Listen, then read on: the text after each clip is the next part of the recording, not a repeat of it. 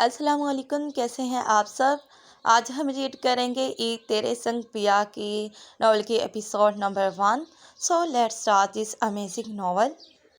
ہزار بار کہا ہے اس لڑکی سے کہ دروازہ بند کر دیا کر، مگر مجال ہے اس لڑکی کے کان پہ جوں رنگ جائے۔ ذکیہ بیگم نے گھر کے بیرونی دروازے پر پڑا گہرے نیلے رنگ کا پردہ ہٹا کر اپنے 5 مرلے کے 2 منزلہ گھر کے اینٹوں والے صحن میں قدم رکھتے ہوئے بآواز بلند کہا، کان پہ جوں رینگ کر کیا کرے گی اماں؟ پورے کا پورا سر تو دے رکھا ہے اسے مٹر گشت کرنے اور قیام و طعام کے لیے۔ مقدس نے باورچی خانے سے باہر نکلتے ہوئے ان کو دیکھتے ہوئے کہا تو وہ ہاتھوں میں پکڑے کپڑوں کے شوپر صحن میں بچھے پلنگ پر رکھتے ہوئے بولی، باتیں ہی بنائی ہیں یا پہلی افطاری کے لیے بھی کچھ بنایا ہے؟ گھر میں تھا کیا جو بناتی؟ مقدس نے فوراً جتلایا، کلثوم خالہ کے گاؤں سے تازہ بھنڈیاں آئی تھی، وہی دے گئی تھی، ابھی دم لگایا ہے بھنڈیوں کو، اور ماسی رحمتیں کا بھائی گاؤں سے کھجوروں کی پیٹیاں دے گیا ہے، آج خالہ نے تبرک کے طور پر 1 پلیٹ بھر کھجوریں ہمیں بھی بھجوائی ہیں، لیموں رکھے تھے، شکنجی بنا لی ہے، کافی ہے نا ہم دونوں کے لیے یہ مینیو؟ مقدس نے تفصیل بتانے کے ساتھ ساتھ استفسار کیا، ہاں ٹھیک ہے، اچھا کھجوریں بچا کے رکھو، کہیں ایک دن میں ہی نہ سب چٹ کر جائیں۔ ہاں، یہاں تو جیسے اشیائے خورد و نوش کی فراوانی ہے نا، راشن سے گودام بھرے پڑے ہیں گھر میں جو میں سب چٹ کر جاتی ہوں۔ مقدس کو تاؤ آ گیا ذکیہ بیگم کی بات سن کر، دب کر بولی، ناشکری کی باتیں مت کیا کر۔ شکر کا کلمہ پڑھا کر ذکیہ بیگم نے اسے کڑے تیوروں سے دیکھتے گھور کر کہا، اماں تو میں شکر ادا کرتی ہوں، مگر تم جو نصیحتیں کرنے لگتی ہو نا بات بے بات پہ، یہ مجھ سے ہضم نہیں ہوتی۔ مقدس نے منہ پھیلا کر کہا تو وہ تند روی سے بولی، اچھا بس بہت بک بک کر لی، یہ کپڑے رکھ لے جا کر۔ پھر لے آئیں سلائی کے کپڑے۔ مقدس نے شوپر کھول کر دیکھتے ہوئے تیزی سے کہا، کیوں اپنی صحت برباد کرنے پہ تلی ہوئی ہو اماں؟ بس کر دو یہ کپڑے سینا، جب تک دم ہے ہمت ہے تب تک کام کرنا چاہتی ہوں۔ ہاں، جب ہمت صحت جواب دے جائے اور تم جب بستر سے لگ جاؤ بیمار ہو کر، تو جو 4 پیسے تم نے سلائی کر کے کمائے ہیں، جمع کیے ہیں، وہی اپنی بیماری کے علاج پر خرچ کر لینا، وہ بھی کم پڑ جائیں گے خدا نخواستہ۔ مقدس نے غضیلے لہجے میں کہا۔ غصے میں اس کی شتابی رنگت مزید سرخ ہو گئی تھی اور نرگسی آنکھوں میں ناراضگی چھلک رہی تھی۔ کچھ نہیں ہوتا، عید کے کپڑوں کی وجہ سے کام زیادہ ہے، کچھ رقم ہاتھ آ جائے گی تو کام آئے گی۔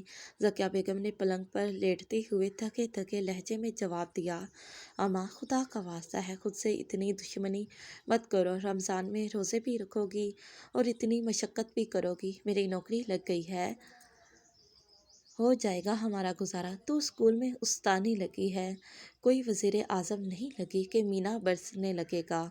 ذکیہ بیگم نے اسے لتاڑا، وہ بھی فٹ سے بولی، مینا نہ صحیح اماں، مگر اتنا تو مل ہی جایا کرے گا کہ ہم آسانی سے گزر اوقات کر سکیں، ویسے بھی ہم 2 تو افراد ہیں، گھر میں کتنا کھا لیں گے، تیرے جہیز کے لیے بھی تو کچھ بنانا ہے تجھے، بیاہنا بھی تو ہے، شادی تو کپڑوں میں تو ہونے سے رہی اور میں بیاہنے سے رہی۔ ذکیہ بیگم نے آنکھیں موند کر کہا، میری شادی کی فکر چھوڑ دو اماں، میں نے نہیں کرنی شادی، تجھے چھوڑ کے کہیں نہیں جانے والی، ہاں تو کیا ساری زندگی میرے سینے پہ مونگ دلنے کا ارادہ ہے؟ ذکیہ بیگم نے آنکھیں کھول کر اسے گھورا، نہیں، تمہیں کوئی اور دال پسند ہو تو وہ دلنے کے لیے تیار ہوں، مونگ نہیں رکھوں گی، دماغ خراب ہو گیا ہے تیرا؟ اگر اتنا ہی شوق ہے نا میری شادی کرنے کا تو کوئی گھر داماد ڈھونڈ لو، وہ بے نیازی سے بولے، گھر داماد کیوں ملنے لگا مجھے؟ ذکیہ بیگم اس کی باتیں سن کر غصے سے اٹھ کر بیٹھ گئیں، مجھے غریب کے گھر میں کسی کو گھر داماد بن کر کیا ملے گا؟ کماؤ بیوی ملے گی، اور کیا ملے گا؟ آج کل کے مردوں کو اگر پیسہ کمانے کے لانے والی بیوی مل جائے تو اور کیا چاہیے انہیں، ان کی آدھی ذمہ داری تو خود بخود ختم ہو جاتی ہے۔ مقدس نے تیزی سے کہا تو وہ کہنے لگی، بس کر دے، اب یہ کپڑے لے جا کر رکھ کمرے میں، روزہ کھلنے والا ہے، جا کے ہنڈیا کو بھی دیکھ لیں، میں ذرا وضو کر لوں، آج تو گرمی بھی خوب ہے، حلق سوکھ گیا ہے باہر نکلنے سے تو۔ ویسے بھی انسان کو 24 گھنٹے باوضو ہو کر رہنا چاہیے۔ میں نے بہت سے لوگ دیکھے ہیں جو کہتے ہیں میرا پہلے کا وضو ہے اور ٹوٹا نہیں ہے، اب وضو نہیں کرتے۔ ٹھیک ہے، ایسا ہوگا، ضروری نہیں ہے آپ کا ایک وضو نہیں ٹوٹا تو دوسرا نہیں کر سکتے۔ جب ہم وضو کرتے ہیں تو ہمارے جسم کا ہر حصہ پاک صاف ہوتا ہے اور گناہ گرتے ہیں، اس لیے کہتے ہیں 24 گھنٹے باوضو رہو۔ اس سے شیطان کے شر سے بھی محفوظ رہتے ہیں اور نیکی بھی ملتی ہے۔ پر آج کا نادان انسان، اللہ سب کو نیکی کرنے کی توفیق عطا فرمائے، آمین یا رب العالمین۔ ہاں تو کس نے کہا تھا یہ سلائی والے کپڑے لانے کو تمہیں بھی مشین چلائے بنا چین نہیں آتا؟ مقدس نے کوہکی سے کہا تو ذکیہ بیگم اسے گھور کر بولی، کبھی اچھی باتوں پر بھی غور کر لیا کرو، بس بکواس کروا لو تم سے یہ مشین چلاتی رہی ہوں تو یہ گھر چلتا رہا ہے آج تک، ورنہ فاقوں کی نوبت آ جاتی۔ انہوں نے تھکے لہجے میں کہا، اماں اوپر والا کمرہ ٹھیک ٹھاک ہو گیا ہے، کل ہی چونا سفیدی کروا کے اسے کرائے پہ ڈال دو اور سلائی کا کام چھوڑ دو بس۔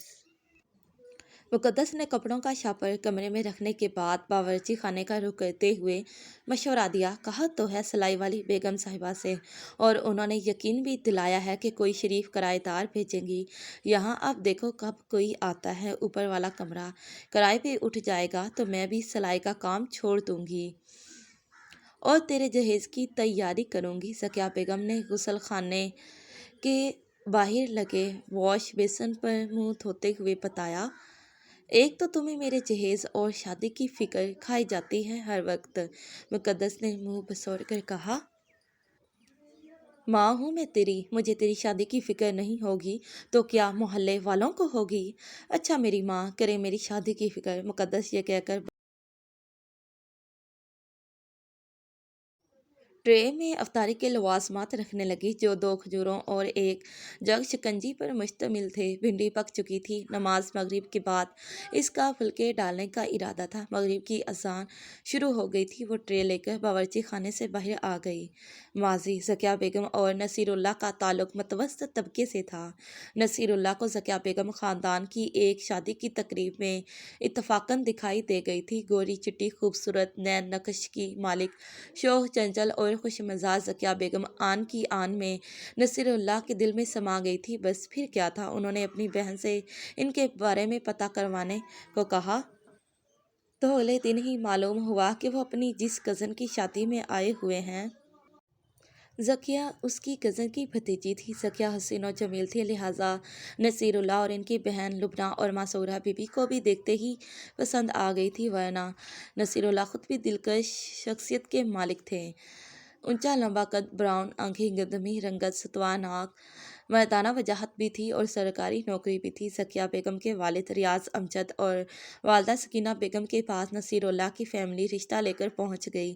ریاض امجد نے فوراً انکار کر دیا کیونکہ وہ قریبی رشتہ داروں میں اپنی دونوں بیٹیوں کی شادی کرنا چاہتے تھے۔ ذکیہ سے 2 سال بڑی صفیہ تھی، بھائی ایک ہی رحمان علی، اور وہ دونوں بہنوں سے بڑا تھا۔ اس کی شادی اس کی خالہ زاد سائمہ کے ساتھ ہو چکی تھی اور اس کا ایک بیٹا بھی تھا، سائم 2 سال کا تھا۔